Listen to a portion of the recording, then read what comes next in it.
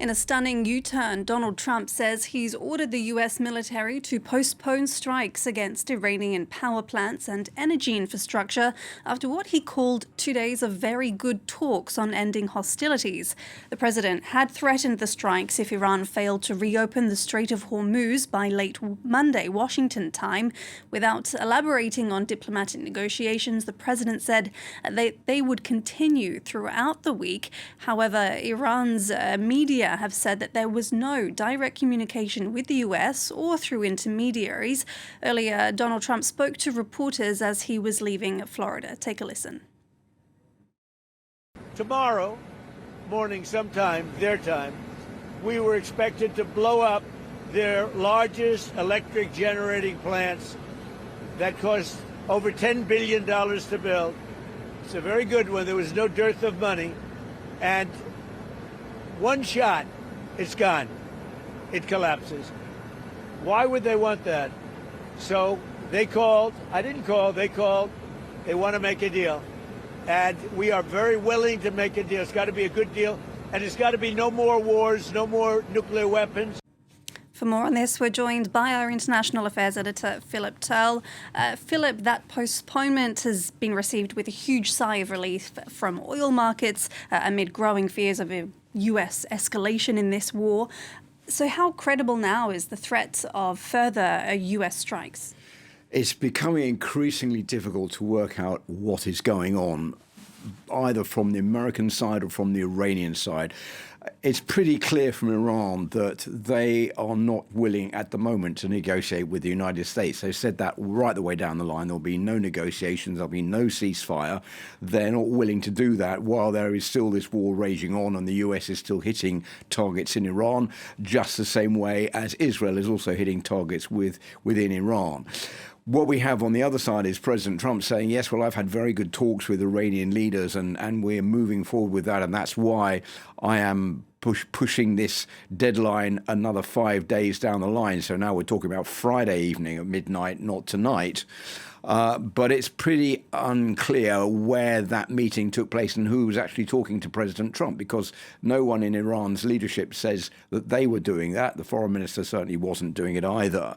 And it appears that what may have happened is that there have been messages being exchanged by some of those who could be acting as go-betweens between the United States on one side and the Iranians on the other, possibly the Indians, possibly the Chinese, possibly the Pakistanis. And that is where these talks, these negotiations, this exchange of ideas is taking place.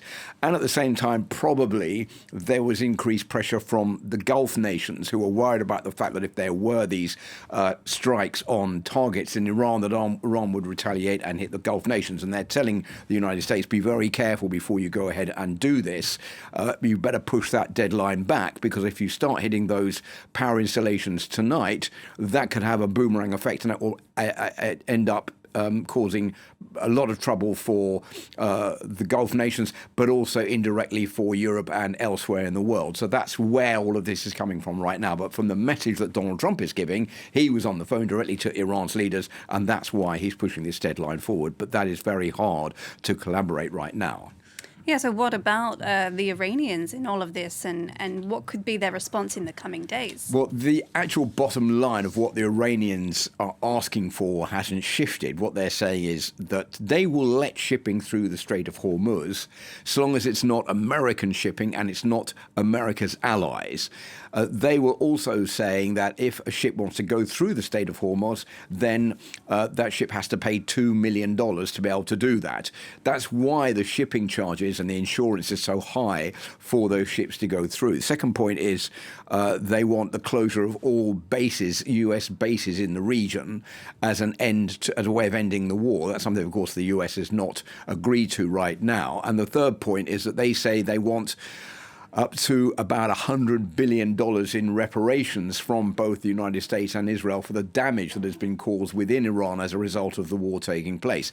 So in theory, the United States could hit these power installations in Iran. There are about 400 in all. It could hit them all.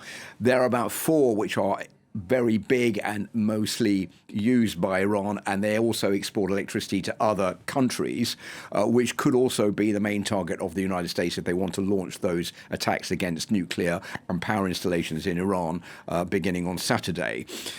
It's unclear what Iran would do, but if you look back to recent days, the last two attacks on power supplies in Iran have been met with a very vigorous reply from the Iranians, who are not attacking necessarily US bases in the region. What they are doing is attacking other Gulf nations and their power supplies, and that has a knock-on effect to reduce power and also to reduce the capacity of those countries to produce clean drinking water desalination plants, which are powered also by those power plants. So that is why these Gulf countries are so worried about this increasing threat of these US strikes. One final point is that the US, by the end of this week, will have probably about 4,500 Marines in the region, which is leading to other guesses that Donald Trump might be launching some kind of limited attack using US Marine forces to try to take out the threat from Iran in the Strait of Hormuz. All of that, I think, will play out in the next couple of days. Here we'll know more about what exactly is going on.